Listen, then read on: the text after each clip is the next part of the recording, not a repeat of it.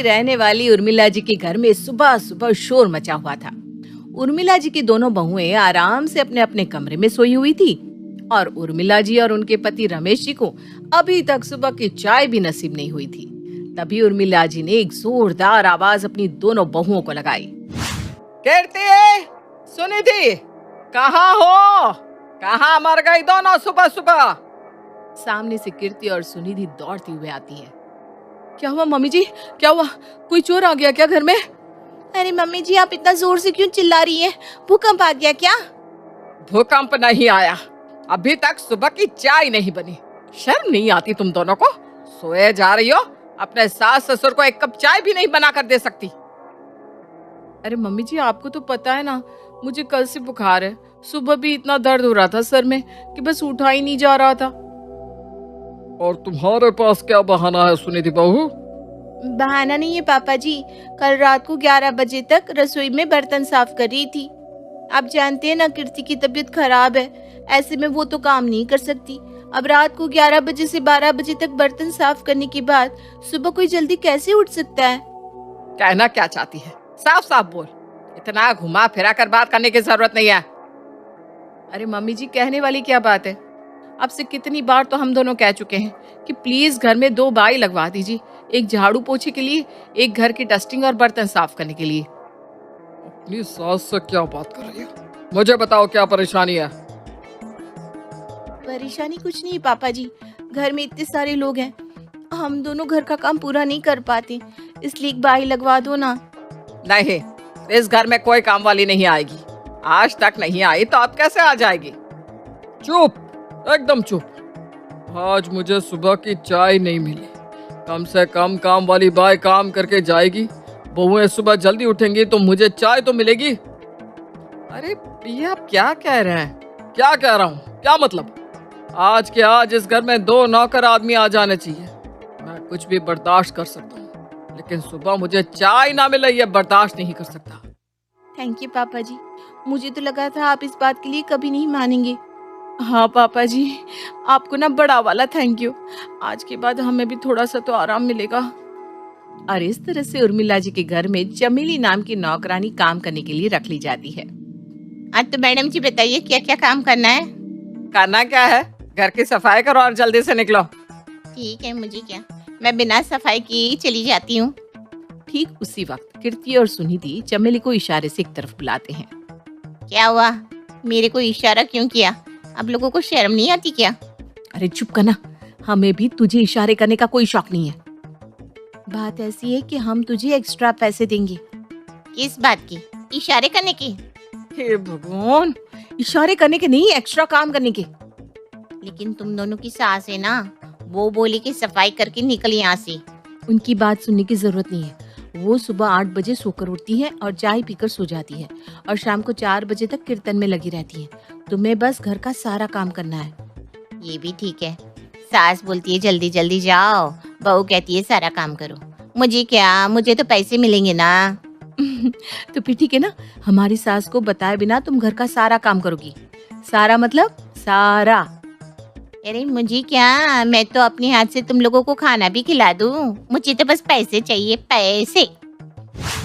और इस तरह से कीर्ति और सुनिधि घर की काम वाली बाई को अलग से चुपचाप पैसे देने की बात करके उसे सारे काम के लिए तैयार कर लेती हैं।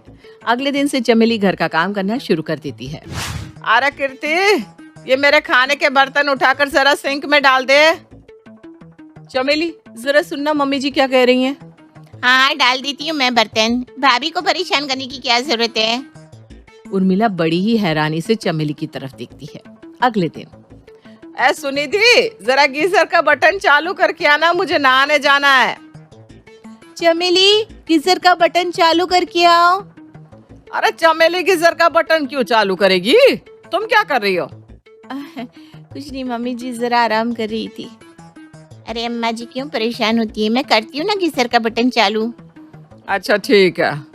उर्मिला देखती है कि उसके घर की बहुओं ने खाना बनाना भी छोड़ दिया था। चमेली घर का खाना बनाती थी, सबके लिए खाना परोसती थी और घर का छोटे से छोटा काम भी करती थी। इस बात से उर्मिला बुरी तरह से परेशान हो जाती है। अरे ये सब क्या चल रहा है हमारे घर में है? क्या मतलब क्या चल रहा है? आप देखते नहीं, घर का सारा काम चमेली करती है। यहाँ तक कि बिस्तर पर रखा हुआ कंबल भी चमेली समेटती है। दोनों बहुएं तो कुछ नहीं करती। पता नहीं, नौकरानी रखने को तो मैंने ही कहा था, लेकिन मुझे क्या पता था कि घर की बहुएं इतनी आलसी हो जाएंगी। ठीक उसी वक्त कीर्ति और सुनिधि दोनों ही उर्मिला के पास आते हैं। मम्मी जी, वो मैं और सुनिधि दोनों जिम ज्वाइन करना चाहते थे। करने भी चाहिए। तुम दोनों का वजन इतना बढ़ गया है, ऐसा लगता है पिछले 1 महीने में 6 महीने का खाना खा लिया हो। वही तो मम्मी जी, इसलिए हम दोनों ना आज से जिम जाना शुरू करेंगे। अरे जिम जाने से क्या होगा, घर के कामकाज करना शुरू कर दो, अपने आप चर्बी उतर जाएगी शरीर से। लेकिन सुनिधि और कीर्ति अपने ससुर की कोई बात नहीं सुनती और जिम जाकर वेट कम करने की कोशिश करती है। 2 महीने बीत जाते हैं। क्या हुआ सुनिधि और कीर्ति, इस तरह मुंह लटका कर क्यों बैठी हो? क्या बताएं मम्मी जी, महीने के 4,000 देते हैं जिम वाले को, लेकिन 400 ग्राम वजन भी नहीं घटा। मेरा भी कुछ ऐसा ही हाल है। भाग भाग कर पैरों में दर्द हो गया, लेकिन वजन घटने का नाम ही नहीं लेता। अच्छा बेटा, कोई बात नहीं, चिंता मत करो, कल से तुम्हारा वजन अपने आप घट जाएगा। वो कैसे मम्मी जी?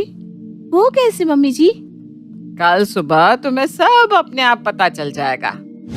अगली सुबह जब सुनिधि और कीर्ति सोकर उठती हैं, तो चमेली को आवाज देती हैं, लेकिन चमेली की आवाज नहीं सुनाई देती। चमेली, चमेली कहाँ हो? जल्दी से चाय बना कर लाओ।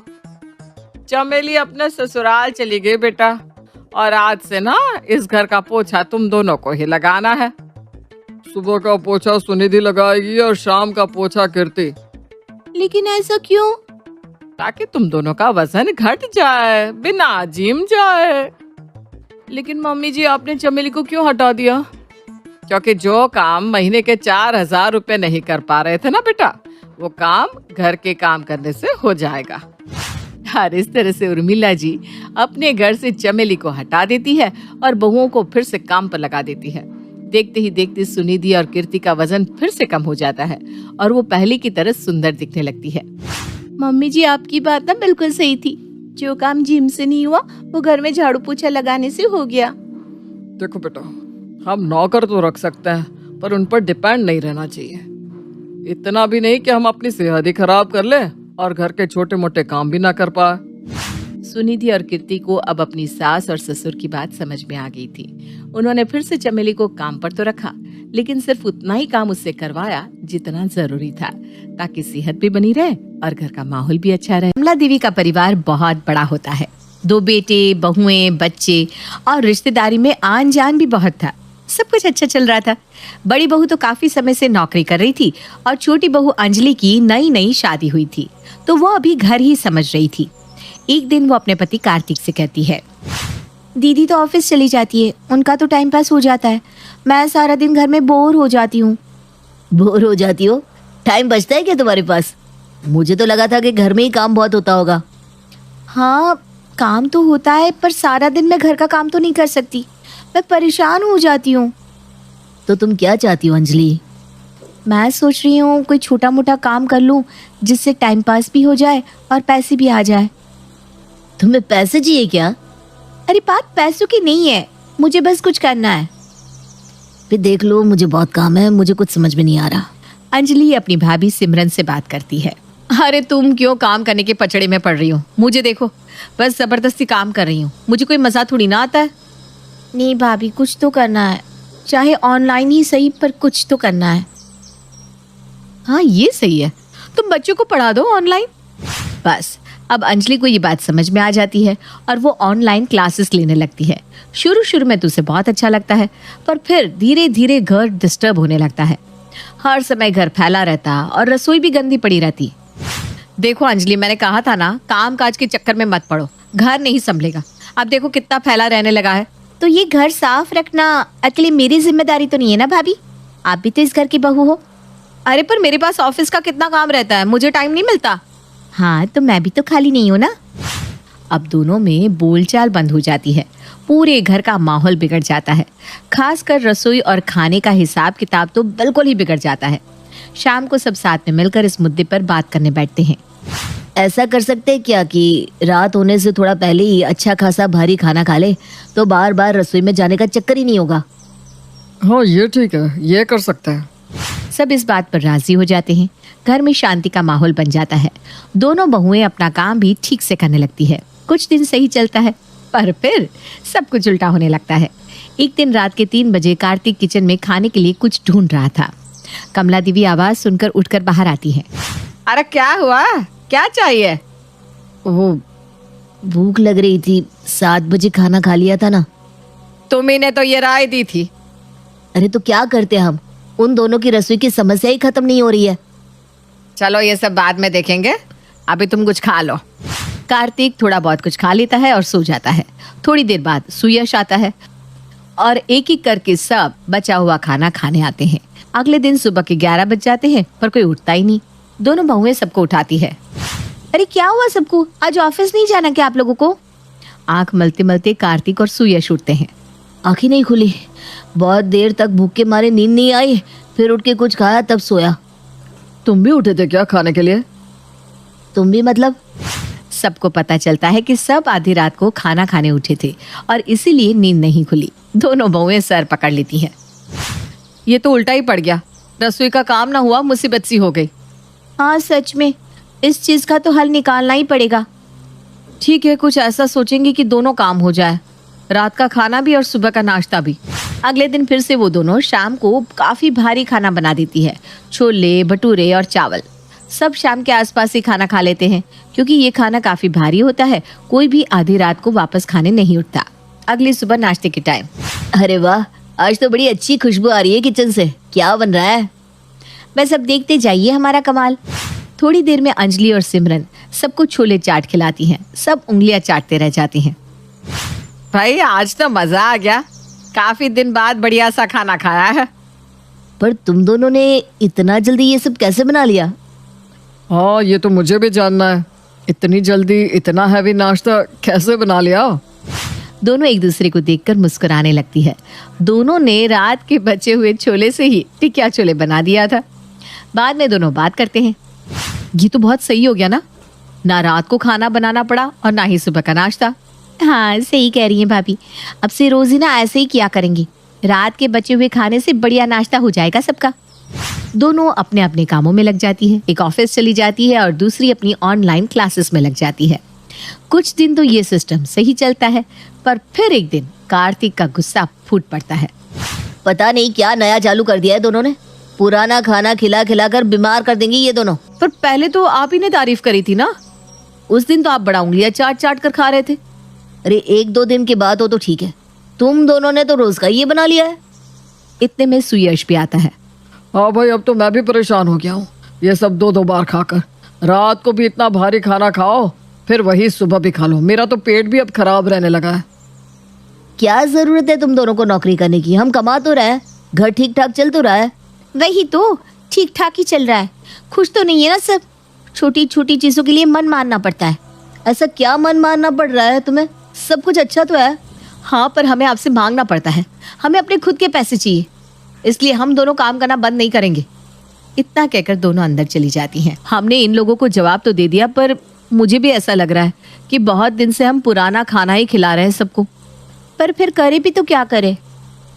सुबह मुझे तो जल्दी ऑफिस जाना होता है। अब रोज रोज नए पकवान तो मैं बना नहीं सकती। सुबह मेरी भी ऑनलाइन क्लासेस होती है, ज्यादा टाइम तो मैं भी नहीं निकाल पाऊंगी। कुछ तो सोचना पड़ेगा। इतनी देर में उनकी सास आती है और उन दोनों की पूरी बात सुन लेती है। अच्छा, तो ये सब तुम दोनों जानबूझकर कर रही हो? तभी मैं सोचूं, पहले तो इतना खाना कभी नहीं बचता था, आजकल इतना खाना कैसे बचने लगा है? पर माँ जी, हम कुछ फेंक तो नहीं रहे हैं ना, सब काम तो आ जाता है। अरे पर खाना तो बासी खा रहे ना, तभी कार्तिक और सुयश आधे समय नाश्ता भी नहीं करते अब। ठीक है माँ जी, कल से नहीं होगा। इतना सुनकर कमला वहां से चली जाती है। आपने कह तो दिया कल से नहीं होगा, पर क्या आप सुबह उठकर इतना ताज़ा नाश्ता बना पाओगी? अरे नहीं नहीं नहीं, मैं इतनी जल्दी नहीं उठ सकती। बस तुम मेरा कमाल देखती जाओ। पता नहीं क्या करने वाली है।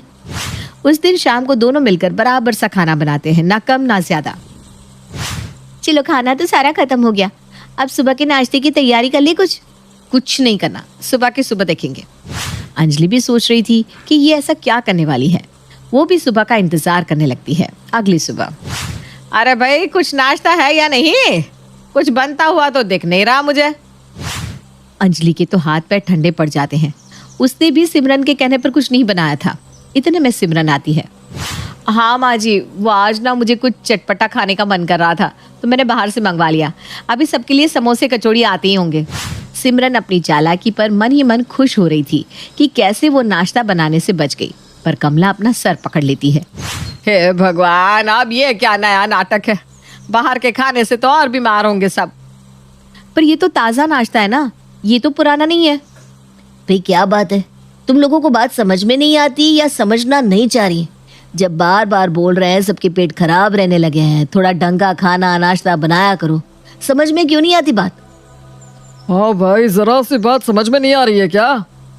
दोनों सर नीचे करके अपने कमरे में चली जाती हैं। सुनो ना, अब बहुत हो गया हम दोनों का शॉर्टकट काम। अब लगता है सीधे तरीके से काम करना ही पड़ेगा। हाँ सही बोल रही हो। इन लोगों को ताज़ा और हेल्दी नाश्ता खाना है तो वो कल से बना देंगे हम, और क्या। दोनों को समझ में आ गया था कि उनकी शॉर्टकट काम नहीं आ रहे और दोनों को किचन ठीक से संभालना ही पड़ेगा। अगले दिन से वो सबके लिए ताज़ा ताज़ा नाश्ता बनाने लगती हैं। आगे बढ़ने की चाह रखना कोई गलत बात नहीं है, लेकिन क्या हो जब महत्वाकांक्षा इतनी बढ़ जाए। बहू, ये नौकरी ही करती रहेगी या कुछ घर का काम भी करेगी? जब देखो बस अपने ऑफिस का काम करती रहती हो। मम्मी जी, आप नहीं जानती मैंने यहाँ तक पहुँचने के लिए कितनी मेहनत की है। मेरा हमेशा से सपना था कि मैं खूब पैसे कमाऊं, बड़ी गाड़ी में घूमूं और बड़े बंगले में रहूं। घर का काम तो नौकर करते हैं, जैसे आप। जैसे मैं? क्या जानती है तू मेरे बारे में? मैंने इस घर को अपने पसीने से खड़ा किया है। घर पसीने से नहीं, पैसे से खड़ा होता है मम्मी जी, जो मैं कमा रही हूँ। समझी? लंबी गाड़ी, महंगे फोन और कपड़े, ये सब चाहिए मुझे। लेकिन बहू, अगर तुम नौकरी नहीं भी करोगी ना तो भी तुम्हें ये सब चीज मिल जाएगी। मेरा बेटा सब कुछ तो दे रहा है, कोई कम पैसे तो वो भी नहीं कमाता। उसकी कमाई देखकर ही तो फंसाया था तूने, याद है ना?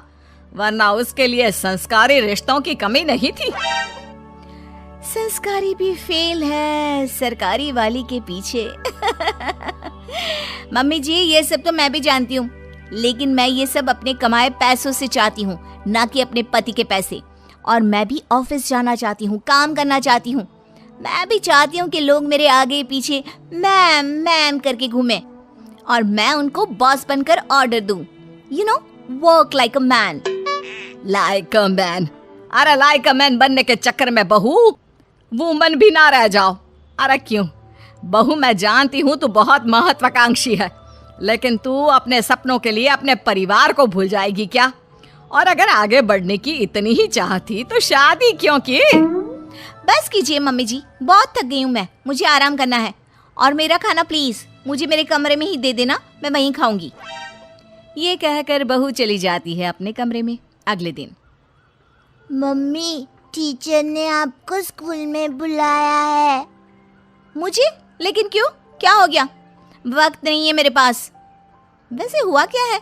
फीस तो मैं समय से दे रही हूँ, और क्या चाहिए इन स्कूल वालों को? मम्मी, इस बार मेरे एग्जाम्स में नंबर कम आए तो मैम आपसे मिलना चाहती है। नंबर कम आए हैं तो और पैसे ले लें। क्या है ये, वक्त खराब करते रहते हैं। नंबर कम आए हैं? अरे तभी तो मैं तुझे बोलती रहती हूँ पढ़ ले, और तू है कि पूरा दिन बस वीडियो गेम। देख बहू, तेरे ध्यान न देने का नतीजा इसके नंबर कम आने लग गए हैं। मम्मी जी, कोई बात नहीं है, अभी वो बच्चा है और स्कूल टाइम में ऐसा होता रहता है, संभल जाएगा। वैसे भी हम लोग कमाकर इतना पैसा जमा कर देंगे कि ये बैठ कर खाएगा तो भी खत्म नहीं होगा। बहू, अगर तेरे यही तेवर रहे तो मुझे डर है कि कहीं गोलू तुम्हारे हाथ से ना निकल जाए। इसलिए घर पर ना सही बच्चों पर तो थोड़ा ध्यान दो।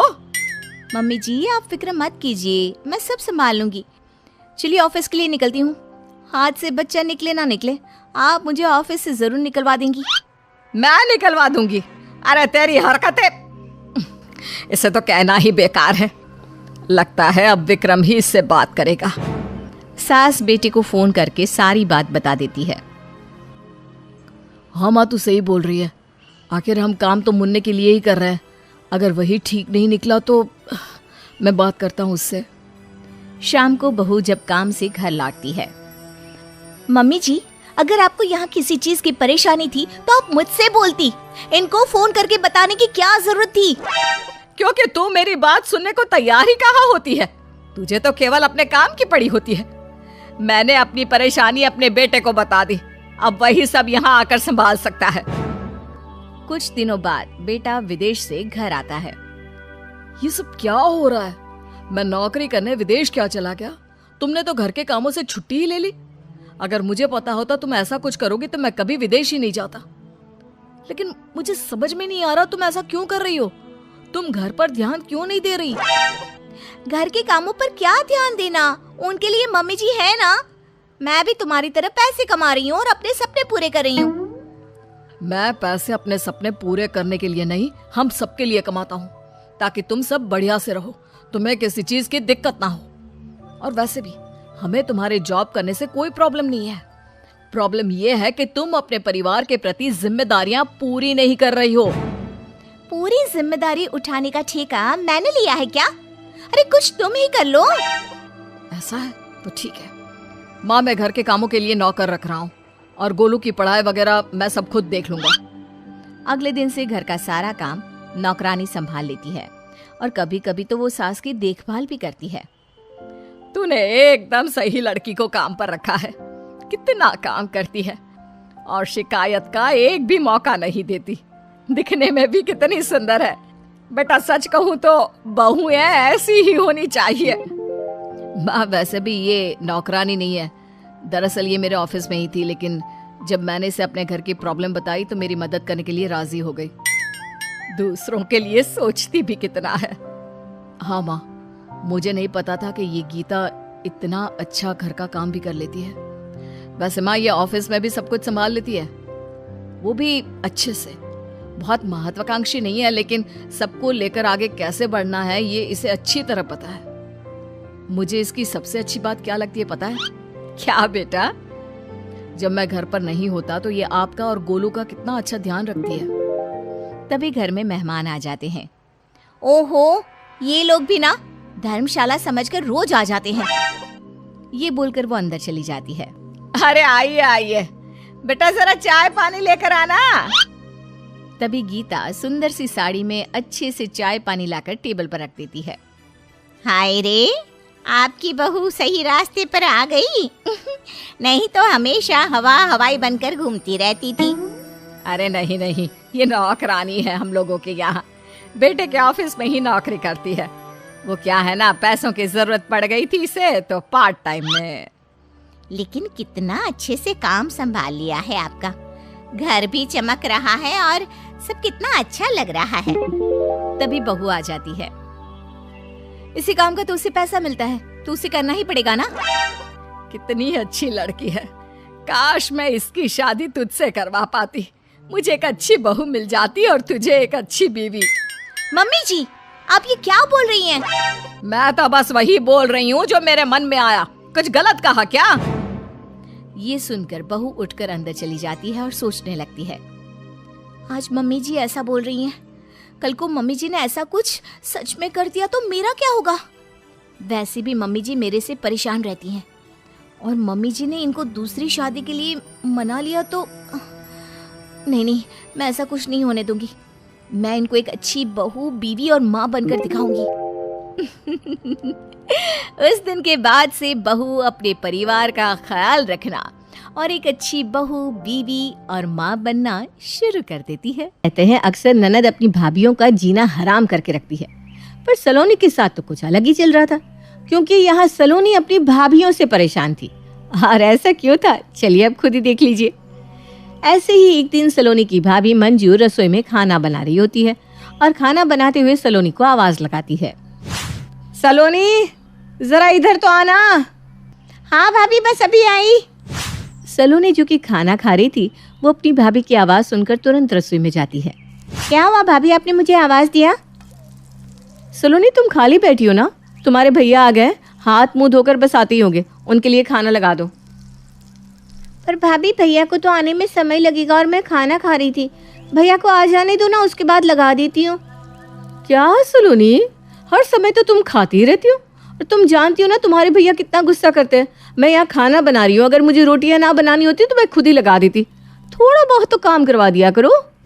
अब बेचारी सलोनी खुद खाना ना खाकर पहले अपने भैया को खाना देती है और अनुराग के खाना खाने के बाद खुद खाने के लिए बैठती है कि फिर से मंजू उसे आवाज़ देती है और रसोई में बुलाती है। सलोनी, देखो ना मुन्ना कितना रो रहा है। मैंने खाना बना लिया है, तुम ज़रा किचन की सफाई कर दो, और हाँ जल्दी से मुन्ने के लिए दूध भी बना देना, शायद उसे भूख लगी है। पर भाभी, मुन्ने को तो आप... क्या सलोनी, तुम खाली ही तो रहती हो, फिर भी एक काम करना नहीं चाहती। मैं पूरा दिन नौकरों की तरह इस घर के कामों में लगी रहती हूँ, पर तुम्हें जरा सा काम कह दो तो तुम बहाने मारने लगती हो। अगर मुन्ना रो नहीं रहा होता ना तो मैं ये काम खुद ही कर लेती। तुम इतना भी नहीं कर सकती क्या? नहीं भाभी, ऐसी बात नहीं है, मैं कर लूँगी। आप मुन्ना के पास जाओ, वो रो रहा है। अब सलोनी खाना न खाकर पहले अपने भतीजे के लिए दूध बनाती है और फिर किचन की सफाई करती है। सारा काम होने के बाद सलोनी खाना खाकर सोने जाती है कि तभी एक बार फिर से मंजू सलोनी को काम दे देती है। सलोनी, मुन्ना मेरी गोद में सोया हुआ है, अगर मैंने इसे नीचे रख दिया तो उठ जाएगा। तुम जल्दी से मेरा बिस्तर ठीक कर दो और मुन्ने का भी बिस्तर लगा दो। पर भाभी, मुन्ना तो झूले में सोता है ना।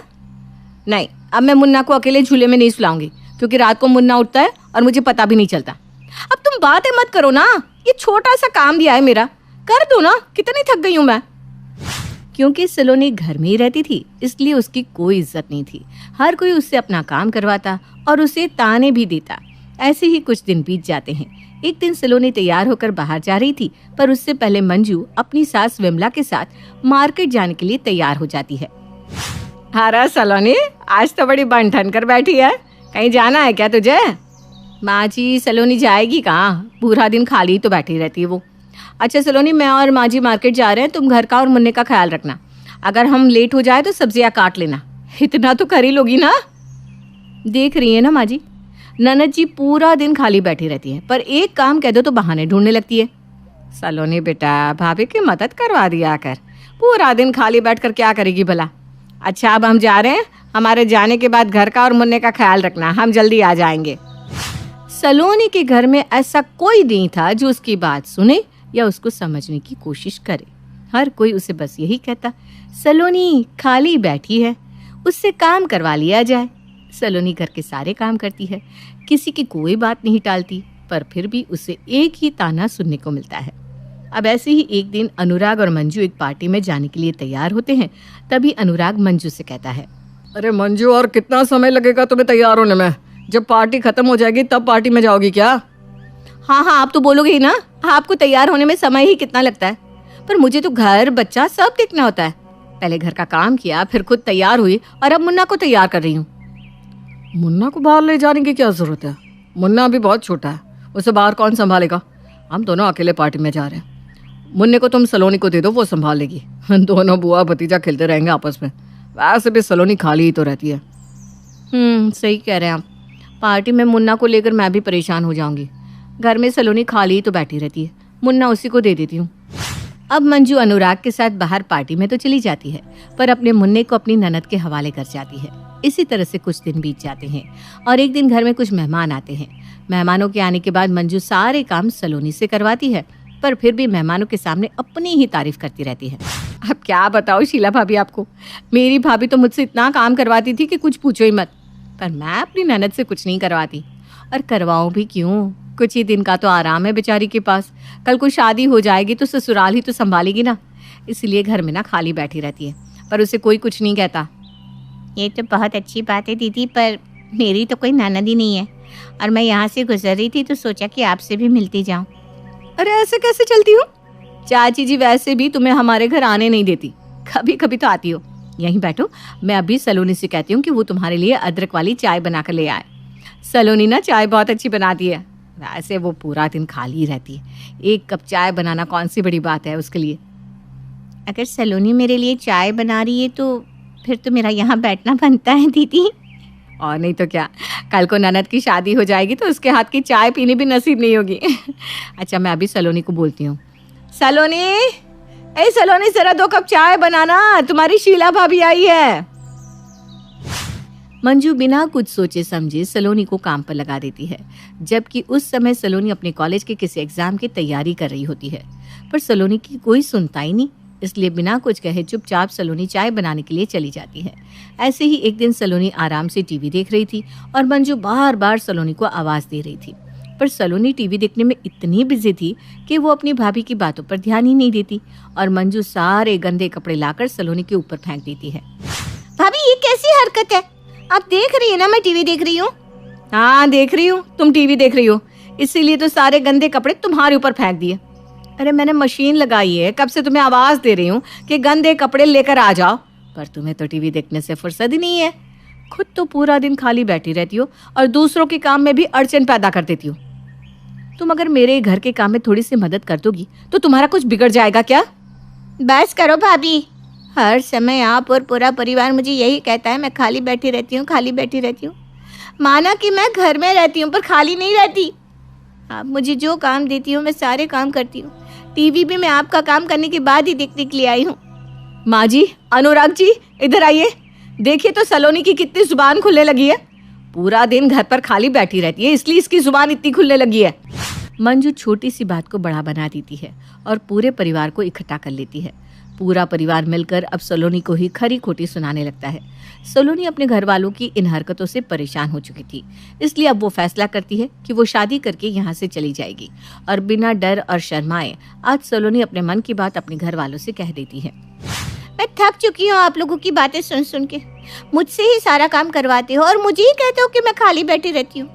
भाभी रोटी बनाती है तो मुझसे सब्जियां बनवाती है, अगर भाभी सब्जी बनाती है तो सब्जियां मुझसे कटवाती है, अगर भाभी कुछ काम कर रही होती है तो मुन्ने को मैं संभालती हूँ, अगर भाभी मुन्ने को गोद में रखती है तो झाड़ू पोछा मुझसे करवाती है। बस बहुत हो गया, यहाँ भी काम करना है और ससुराल में भी काम करना है, तो इससे अच्छा है कि मैं ससुराल जाकर काम क्यों ना करूँ। आप लोग मेरी शादी करवा दो, वैसे भी मेरी उम्र हो गई है। सलोनी, कितनी बेशर्म हो गई हो तुम। देख रही हो माँ जी, भला कोई लड़की खुद अपनी शादी की बात करती है क्या, वो भी इस तरह से? भाभी मैं तो वैसे भी खाली बैठी रहती हूँ ना, अच्छा ही है ना, शादी करके यहाँ से चली जाऊंगी। अरे नहीं आ रही है मुझे कोई शर्म। बस सलोनी सही तो कह रही है, वैसे भी वो यहाँ कुछ करती है नहीं, ससुराल जाएगी तो घर संभालेगी। अगर ये चाहती है कि उसकी शादी हो जाए तो करवाई दो इसकी शादी।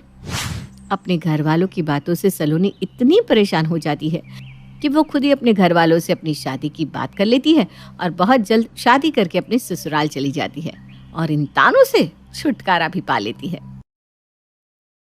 ये कहानी है कमला की। कमला के पिता का साया बहुत ही जल्दी उसके सर से उठ गया था।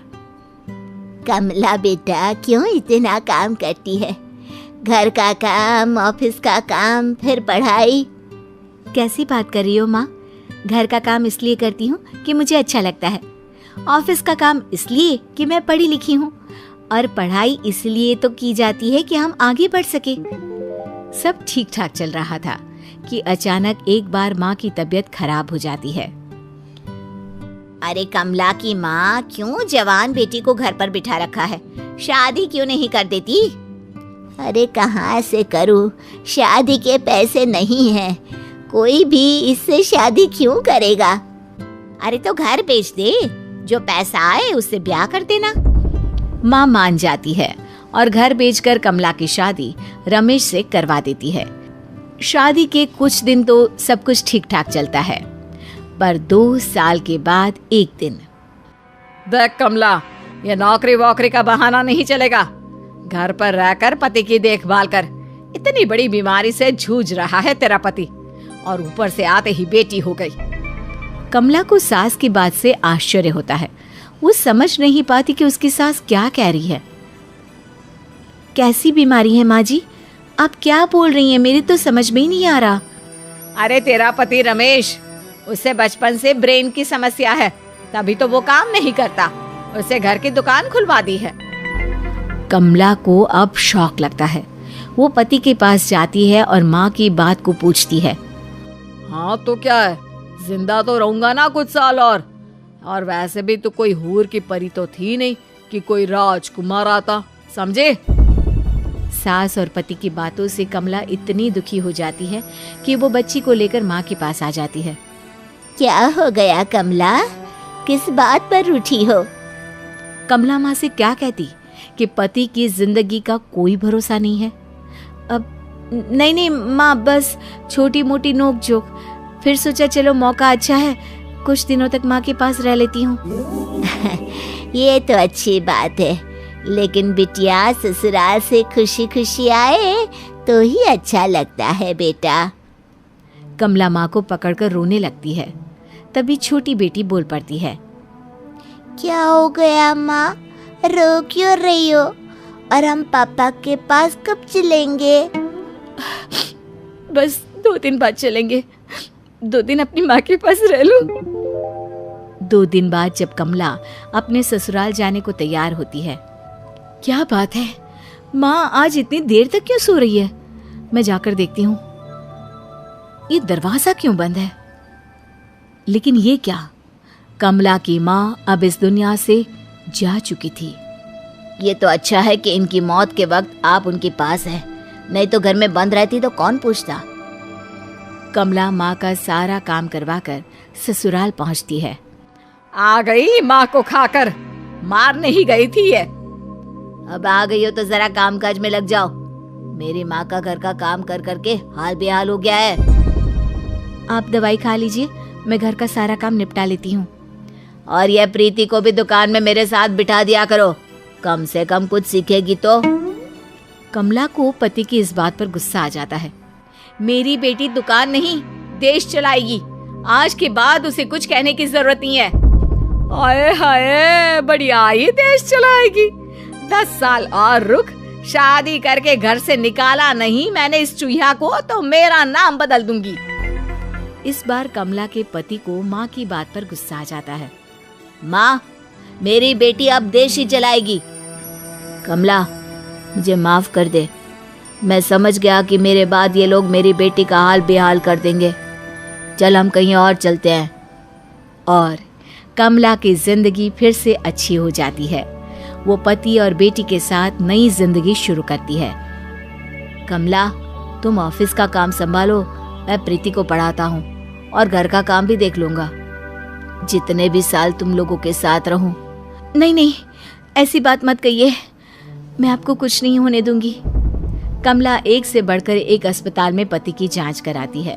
वहीं प्रीति भी बड़ी हो जाती है। फिर एक दिन, माँ, मैंने एक डॉक्टर से बात की है, वो विदेश में है लेकिन कुछ दिनों के लिए हमारे शहर में आएंगे।